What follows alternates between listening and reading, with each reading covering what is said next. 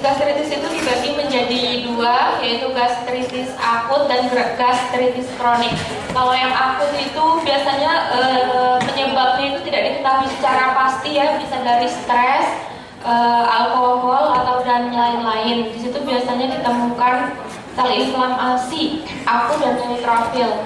Sedangkan gastritis kronik di sini biasanya terjadinya menahun.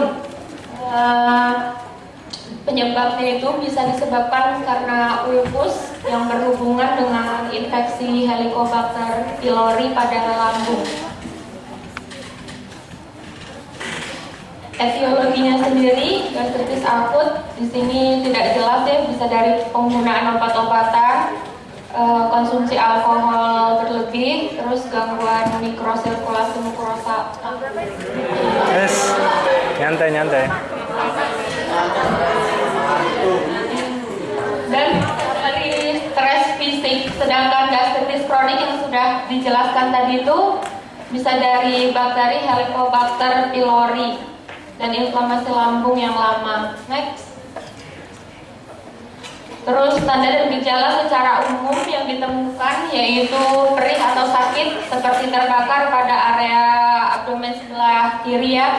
Terus mual, muntah, kehilangan selera, terus kembung, perut terasa penuh setelah makan dan kehilangan berat badan secara tahap.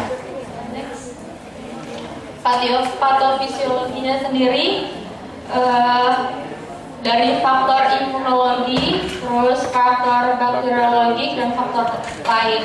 Faktor imunologi di sini mungkin yang dimaksudkan itu stres. Bila terjadi stres kan terjadi penurunan imun, itu bisa menyebabkan perubahan sel parietal yang menyebabkan atrofi dan infiltrasi sel radang. Sedangkan bakteriologi tadi bisa disebabkan karena terjadinya ulkus, dan dalam ulkus itu tadi kan ditemukan adanya bakteri Helicobacter pylori. Itu yang dapat membuat inflamasi pada lambung. Terus terjadi itu tadi infiltrasi sel yang menyebabkan radang, terus terjadi atrofi progresif sel epitel kelenjar mukosa. Ya, dan lanjutnya yang menyebabkan peningkatan produksi asam klorida dan pepsin. Terus menyebabkan dinding lambung menipis yang menyebabkan kerusakan mukosa lambung dan ditandai dengan muncul gejalanya yaitu nyeri ulu hati, mual, muntah, dan anoreksia. Penata laksanaannya menurut Smeltzer and Baer dalam buku Medical Bedah tahun 2000, Keperawatan Medical Bedah tahun 2001.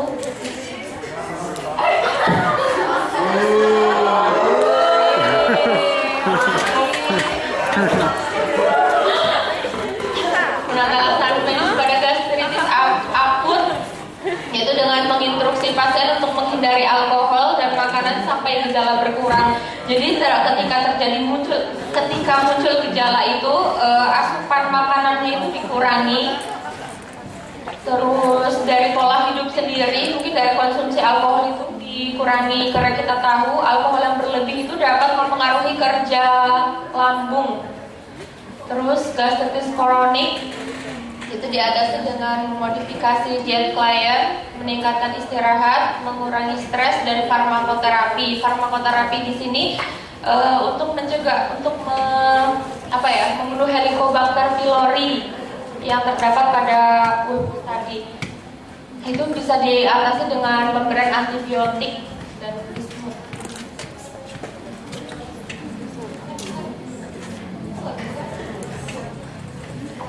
Nah, untuk dari farmakologi itu sendiri dikelompokkan berdasarkan mekanisme kerjanya, yaitu pertama mengurangi produksi asam lambung, itu pemberian ranitidin dan omeprazol.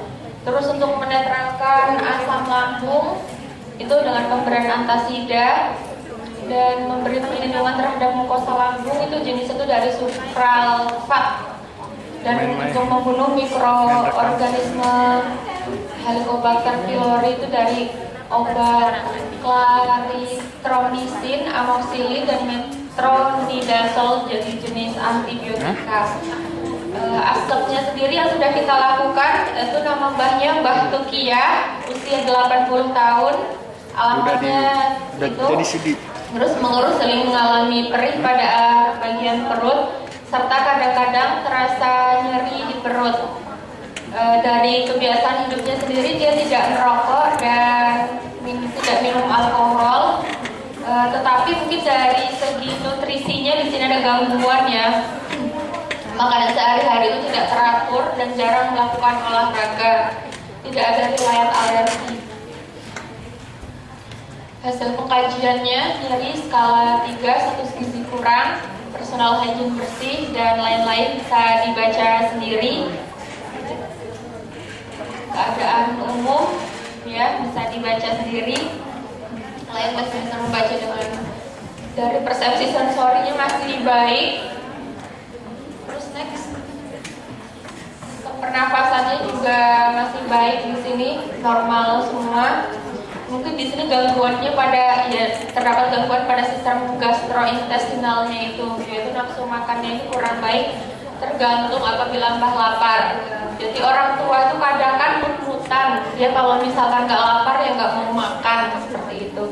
Terus pola makan tidak teratur, jadi waktunya itu tidak bisa dipastikan, tergantung maunya ibunya itu sendiri. Terus abdomen, warna kulit simetris di area abdomen, BAB-nya juga masih normal.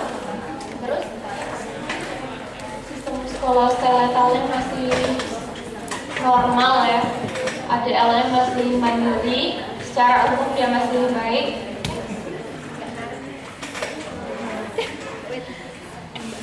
Dari psikologis bisa dibaca sendiri. Secara umumnya tidak mengalami kesepian dan psikologis. Di sini masih ada keluarga yang menemani. Terus dari sosialnya juga masih aktif di masyarakat, masih aktif di posyandu lansia. Dari budaya sendiri, budaya Jawa, spiritualnya, sholatnya masih rutin, masih bisa dilakukan. Baik, masih baik. Diagnosa yang ditegakkan di sini nyeri berhubungan dengan peradangan pada mukosa lambung. Terus nutrisi kurang dari kebutuhan tubuh, berhubungan dengan nausi, mual muntah. Terus kurangnya pengetahuan berhubungan dengan gastritis dan pengobatan. Next, intervensi, mengukur tanda-tanda vital.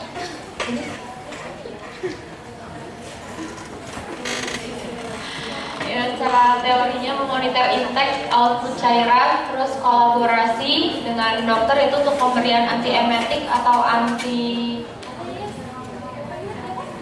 mual itu dengan pemberian analgetik 1 jam sebelum makan untuk mengurangi nyeri. Yang sudah dilakukan intervensi pada klien di sini yaitu karena di rumah, jadi kita cuma bisa mengajarkan dari segi pengetahuan aja sih, dari penyuluhan.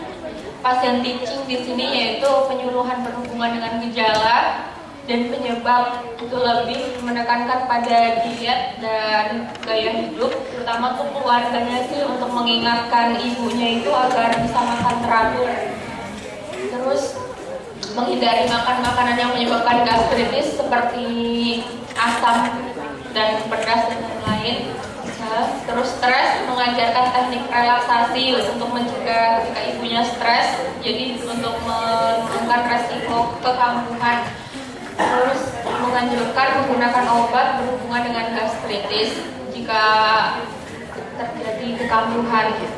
Terus support keluarga terutama tentang diet seperti studi dijelaskan tadi. Ini berdasar hasil pengkajian yang dilakukan pada Mbah Tukia, ditemukan yaitu gangguan pada area gastrointestinal. Di sini juga berdasarkan informasi dari keluarga ya, keluarganya itu sendiri sudah memeriksakan ke dokter, katanya terkena mah.